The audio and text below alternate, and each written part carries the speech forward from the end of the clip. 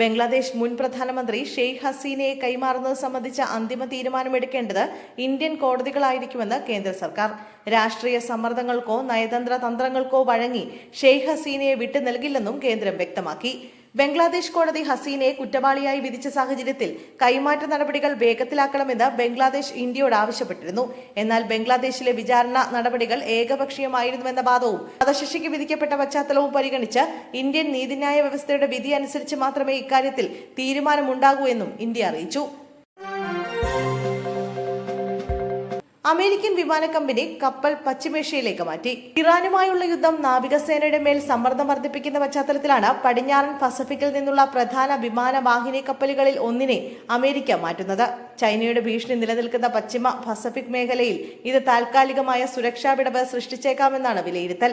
ഇറാനെതിരെയുള്ള സൈനിക നടപടികൾക്കായി USS Abraham Lincoln എന്ന വിമാന വാഹിനി കപ്പൽ പശ്ചിമേഷ്യയിൽ തുടരുകയാണ്. 240 ദിവസത്തിലേറെയായി ഈ കപ്പൽ തുടർച്ചയായി കടലിൽ തുടരുന്നു. ലിങ്കണ് പകരമായി പസഫിക് മേഖലയിലുള്ള USS ജോർജ് വാഷിംഗ്ടൺ എന്ന വിമാനവാഹിനി കപ്പലിനെ പശ്ചിമേഷ്യയിലേക്ക് വിന്യസിക്കാനാണ് അമേരിക്കൻ തീരുമാനം. വന്ദേമാതരം ആലാപന വിവാദം. രാജ്യം മാപ്പ് നൽകില്ലെന്ന് സോണിയയോട് അമിത്ഷാ. രാജ്യം നിങ്ങൾക്ക് മാപ്പ് നൽകില്ലെന്ന് സോണിയയോട് കേന്ദ്ര ആഭ്യന്തരമന്ത്രി അമിത്ഷാ. വന്ദേമാതരം ആലാപന വിവാദത്തിൽ പ്രതികരിക്കുകയായിരുന്നു അമിത്ഷാ. നിങ്ങൾ ദേശീയ ഗീതത്തെ അപമാനിച്ചുവെന്നും വന്ദേമാതരത്തെ എങ്ങനെ അപമാനിക്കാൻ തോന്നിയെന്നും അമിത്ഷാ ചോദിച്ചു. ഇതിനിടെ വന്ദേമാതരം ആലാപന വിവാദത്തിൽ സോണിയാഗാന്ധിക്കെതിരെ മംഗളൂരുവിലെ ഉർവ പോലീസിൽ പരാതി ലഭിച്ചിട്ടുണ്ട്. BJP നേതാവ് വികാസ് പുറ്റൂരാണ് പരാതിക്കാരൻ.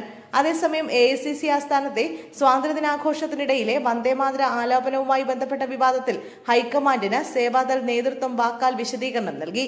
സേവാദൾ അധ്യക്ഷൻ BV ശ്രീനിവാസും മുൻ അധ്യക്ഷൻ ലാലാജി ദേശായിയും കാര്യങ്ങൾ വിശദീകരിച്ചു. ആദ്യ 2 ചരണങ്ങൾ മാത്രം പാടിയാൽ മതിയെന്ന നിർദ്ദേശം ഗായകസംഘത്തിന് നൽകാൻ വിട്ടുപോയി എന്നാണ് നേതൃത്വത്തിന് നൽകിയ വിശദീകരണമെന്നാണ് സൂചന. വാരണാസി വിമാനത്താവളത്തിൽ യാത്രക്കാരന്റെ തോക്ക് അബദ്ധത്തിൽ പൊട്ടി. 2 പേർക്ക് പരിക്ക്. എയർ ഇന്ത്യ എക്സ്പ്രസ് യാത്രക്കാരന്റെ കൈവശമുണ്ടായിരുന്ന തോക്ക് അബദ്ധത്തിൽ വെടിപൊട്ടി. സംഭവത്തിൽ 2 പേർക്ക് പരിക്കേറ്റു. വാരണാസി വിമാനത്താവളത്തിൽ പരിശോധനയ്ക്കിടെയാണ് അപകടമുണ്ടായത്. യാത്രക്കാരന്റെ ലൈസൻസുള്ള പിസ്റ്റളിൽ നിന്നാണ് വെടിപൊട്ടിയത്. ഉത്തർപ്രദേശിലെ അസംഗഡ് സ്വദേശിയായ കമലേഷ് റായ് എന്ന യാത്രക്കാരൻ മുംബൈയിലേക്ക് യാത്ര ചെയ്യാനാണ് ഭാര്യയോടൊപ്പം വാരണാസി ലാൽ ബഹദൂർ ശാസ്ത്രി അന്താരാഷ്ട്ര വിമാനത്താവളത്തിലെത്തിയത്. സുരക്ഷാ നടപടികളുടെ ഭാഗമായി അദ്ദേഹത്തിന്റെ ആയുധവും വെടിയുണ്ടകളും പരിശോധിക്കുന്നതിനിടയിലാണ് അബദ്ധത്തിൽ വെടിപൊട്ടിയതെന്ന് പോലീസ് പറഞ്ഞു. യാത്രക്കാരൻ തന്റെ പക്കൽ ആയുധമുണ്ടെന്ന് അധികൃതരെ അറിയിച്ചിരുന്നു. തോക്കിനുള്ളിൽ ഉണ്ടയുണ്ടെന്ന് തനിക്ക് അറിയില്ലായിരുന്നുവെന്നും അൺലോഡ് ചെയ്യാൻ ശ്രമിക്കുന്നതിനിടെയാണ് അബദ്ധം സംഭവിച്ചതെന്നുമാണ് യാത്രക്കാരൻ പറയുന്നത്. ഒരു സുരക്ഷാ ജീവനക്കാരിക്കും സമീപത്തുണ്ടായിരുന്ന മറ്റൊരാൾക്കുമാണ് വെടിയേറ്റത്. 2 പേരെയും ചികിത്സയ്ക്കായി സ്വകാര്യ ആശുപത്രിയിലേക്ക് മാറ്റിയതായി പോലീസ് അറിയിച്ചു. BJPയിൽ നിന്ന് രാജിവെച്ച നടൻ ദേവൻ നിലവിൽ BJP സംസ്ഥാന വൈസ് പ്രസിഡന്റാണ്. ആലപ്പുഴ കണിച്ചുകുളങ്ങര ക്ഷേത്രത്തിൽ നടന്ന പരിപാടിയിലാണ് ദേവന്റെ അപ്രതീക്ഷിത രാജിപ്രഖ്യാപനം. BJPക്ക് വേണ്ടി താൻ അഗ്രസീവായി പ്രവർത്തിച്ചുവെന്ന് ദേവൻ വ്യക്തമാക്കി. തിരുവനന്തപുരത്ത് രാജീവ് ചന്ദ്രശേഖരന്റെ വിജയത്തിന് തന്റെ സംഭാവന ഉണ്ടായിരുന്നുവെന്ന് അദ്ദേഹം സമ്മതിക്കുന്നുവെന്നും ദേവൻ പറഞ്ഞു.